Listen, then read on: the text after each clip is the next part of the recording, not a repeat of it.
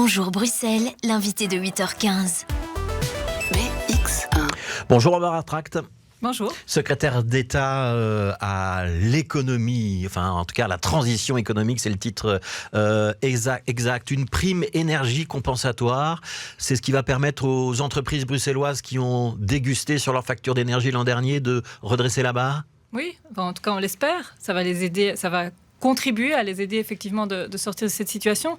Depuis le début de la crise énergétique, mais comme pour la crise Covid, l'action du gouvernement bruxellois, elle s'axe sur deux axes. D'abord, la protection à court terme, et effectivement c'est dans ce cadre que s'inscrit la prime dont on parle aujourd'hui, et puis l'inscription de l'économie bruxelloise, des entreprises bruxelloises dans la transition. Ouais.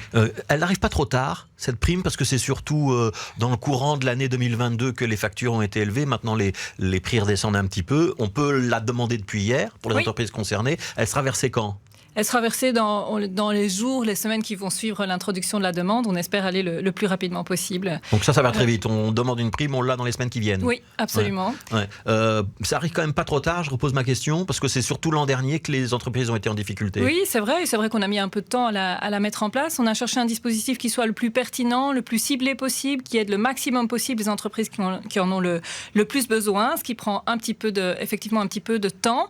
Mais je pense que les difficultés de trésorerie auxquelles les entreprises font face existent toujours, et donc cette aide arrive toujours à point nommé. Alors il y a plus de 100 millions qui sont mobilisés, qui sont mis sur la table. Il y a donc un site internet, une plateforme qui est en ligne depuis hier après-midi, c'est primeenergie.brussels, prime avec un S, énergie sans S. Et j'imagine qu'on peut s'adresser au 18-19 pour être redirigé lorsqu'on est un chef d'entreprise vers ce formulaire. Qui aura droit à cette prime? Est-ce que ce sont toutes les entreprises de tous les secteurs ou est-ce que vous avez ciblé? Donc, on a ciblé. On veut vraiment aider au maximum ceux et celles qui sont le plus touchés par cette crise énergétique. Donc, on a identifié des secteurs avec l'aide de l'IPSA, mais aussi avec l'aide des fédérations professionnelles. Donc, l'IPSA, c'est l'Institut bruxellois de la statistique et de l'analyse. Absolument. Sont les secteurs qui sont qui utilisent le plus d'énergie, qui sont les plus sensibles à ces modulations. On peut donner des exemples. On a beaucoup parlé du boulanger, par exemple. Absolument, ça va être le cas. Oui. Donc, les petits commerces, c'est les industries culturelles et créatives. Ce sont les hôtels, les restaurants, les cafés, les coiffeurs, par exemple. Ce sont malheureusement des secteurs qui avaient déjà été fortement touchés par la crise Covid, ce qui explique que vraiment on doit les aider dans leur trésorerie. Comment on fait le tri? Vous allez vous baser sur le code NAS qui est lié au numéro de TVA et qui permet de savoir quelle activité on exerce vraiment. Vous allez vous intéresser au chiffre d'affaires, vous allez vous intéresser à la consommation, à la facture d'énergie. C'est quoi les critères? Ce à quoi on va bien sûr le secteur, donc à travers le code NAS. Et ce qu'on va faire, c'est comparer les factures énergétiques de 2022 et celles de 2021. Et on va couvrir 30% de la différence entre ces deux factures. C'est-à-dire, s'il y a eu un surcoût, vous allez prendre 30% du surcoût. Absolument. C'est comme ça que ça va marcher. Oui. Il y a des plafonds. Il y a des plafonds, 50 000 et 100 000 euros en fonction des secteurs, mais tout est effectivement expliqué sur les sites que vous avez 50 000 euros, c'est pour les entreprises dans un secteur sensible énergétiquement, et 100 000 euros, c'est pour un secteur très sensible énergétiquement. C'est quoi un secteur très sensible? C'est le boulanger? Ce sont des secteurs qui sont plus effectivement affectés par l'augmentation des coûts énergétiques. Ouais, donc c'est demande maintenant, remboursement donc dans les semaines, dans les mois qui viennent. Vous êtes un petit peu en avance sur la Wallonie et la Flandre ou pas? C'est-à-dire que la Wallonie et la Flandre ont commencé de distribuer les primes un petit peu plus tôt, mais dans des dispositifs qui fonctionnent en fait pas très bien, qui ont été trop restrictifs au départ, et donc on est dans des timings qui sont à peu près similaires. Et vous avez le sentiment que ça va rencontrer les difficultés que subissent encore un certain nombre d'entreprises? On voit par exemple qu'il y a des restaurateurs qui mettent la clé sur le paillasson, qui demandent une protection judiciaire. Ça va pouvoir les aider ou pas? Oui, ça va contribuer à les aider, effectivement. En tout cas, on l'a conçu avec les secteurs. C'est pas une idée qui est venue uniquement des pouvoirs publics et des administrations.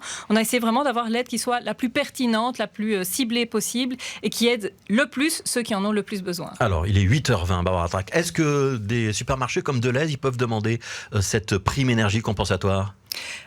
Oui, dans certains cas. Donc, on ne regarde pas, on va pas regarder le nom de l'entreprise, mais plutôt le type d'activité qu'elle exerce. Et donc, si effectivement elle rentre dans les codes NAS. Ce serait pas un petit peu bizarre d'aider Delhaize alors qu'on sait que cette entreprise a fait de gros bénéfices et qu'elle est en train en plus de prendre des décisions de franchise qui vont être néfastes pour ses salariés? Mais donc, ce qu'on regarde ici, c'est le secteur et la différence de facture entre les factures de. Vous ne prononcez pas sur la gouvernance finance ou sur les grandes décisions de l'entreprise. Je peux me prononcer par ailleurs, mais ici, la prime, c'est une prime d'urgence qui répond à une situation d'urgence et énergétique et qui n'a pas pour but de sanctionner une entreprise en raison des décisions qu'elle prend sur le plan social. Ouais, on laisse de côté la prime énergie. Est-ce que ce que fait Deleuze, ça vous choque ou pas? Oui, ça me choque. Donc voilà, je m'exprime sur le sujet. Effectivement, ça me choque. C'est une entreprise et une enseigne qui est bien connue du paysage bruxellois et du paysage belge en général. Autrefois à Bruxelles, maintenant installée juste aux portes de Bruxelles pour son siège social. Comme on vient de l'entendre. Et c'est une entreprise qui relève aussi et qui a respecté pendant de nombreuses années la tradition de la concertation sociale belge et qui aujourd'hui la piétine. Donc effectivement, ce qui se passe me choque et je pense aux travailleurs et aux travailleuses en particulier, travailleuses à temps partiel, qui vont voir leurs droits sociaux baisser. Ouais, donc le dossier est plutôt du ressort de l'État fédéral. Est-ce que malgré tout, vous pouvez aider en quelque chose à la région bruxelloise ou pas?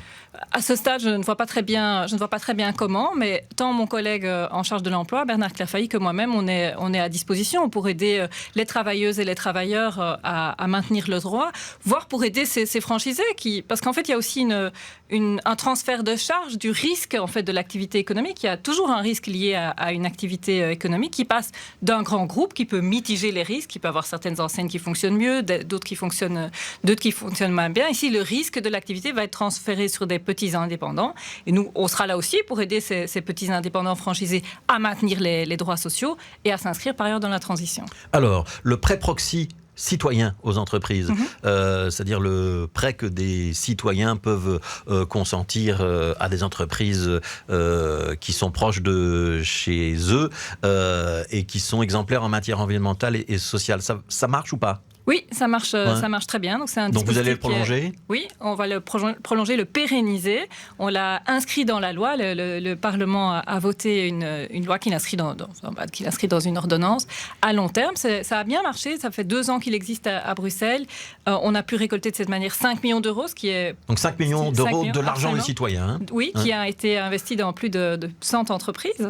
Les citoyens vont récupérer leurs 5 millions à un moment ou à un autre ? Oui, donc ça dépend évidemment de... Oui, ouais. En tout cas, il y a une garantie qui leur permet d'assurer leur investissement, ou en tout cas en partie si l'entreprise devait faire faillite. Mais surtout, c'est intéressant à la fois pour l'entreprise qui va bénéficier de financement à un taux qui est très intéressant pour elle. C'est bon pour les citoyens qui peuvent non pas laisser leur argent dormir sur leur compte épargne, mais être investis dans un projet intéressant à un taux qui est intéressant pour eux aussi grâce à un crédit d'impôt. Et c'est bon pour l'économie bruxelloise qui voit créer des projets qui sont locaux et ancrés. Ouais, ce sont les entreprises qui ont des projets environnementaux et sociaux notamment, qui sont aidés. Ça va devenir la norme dans le futur pour toutes les aides de la région bruxelloise ? Donc, dans le futur, ce sera la norme. Le prêt proxy permet d'aider tout type d'entreprise, mais il y a une majoration de l'aide ou de la garantie pour ces entreprises qui s'inscrivent dans la transition.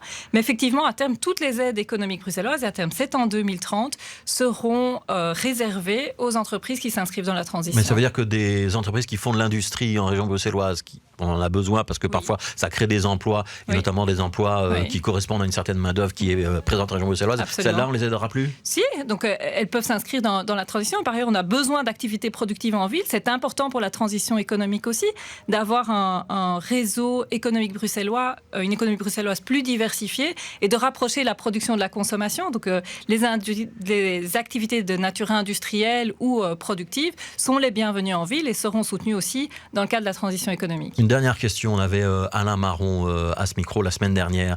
On a parlé abondamment avec lui de la Free Josaphat et de la grosse dispute qui a opposé les écologistes, dont vous faites partie, au reste du gouvernement, notamment au Parti Socialiste. La dispute est derrière vous, vous allez pouvoir travailler sereinement et faire avancer des dossiers, ou il y a toujours beaucoup de crispation au sein de l'équipe régionale ?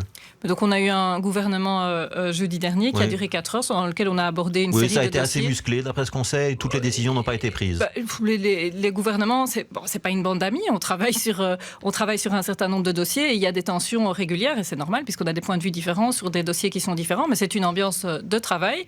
Moi, je pense qu'il y a effectivement un désaccord qui est évident sur la question de la Free Josaphat. Les Bruxelloises et les Bruxellois nous attendent sur une série d'enjeux, des enjeux économiques, des enjeux sociaux, des enjeux environnementaux et on est là pour travailler et aider à les résoudre. Et sur la Free Josaphat, il y aura une guérilla juridique pour empêcher le projet de se faire ou pas ? Il y a un désaccord qui est évident. Et je pense que le choix qui a été pris par le Parti socialiste d'avancer sans PAD, sans plan d'aménagement directeur, va effectivement poser un certain nombre de problèmes. Est-ce que vous serez derrière la guérilla juridique ou pas ? Il y a un désaccord qui est évident et de notre point de vue, la friche Josaphat ne doit pas être bétonnée. Merci Barbara Track, merci d'avoir été notre invitée secrétaire d'État à la transition économique.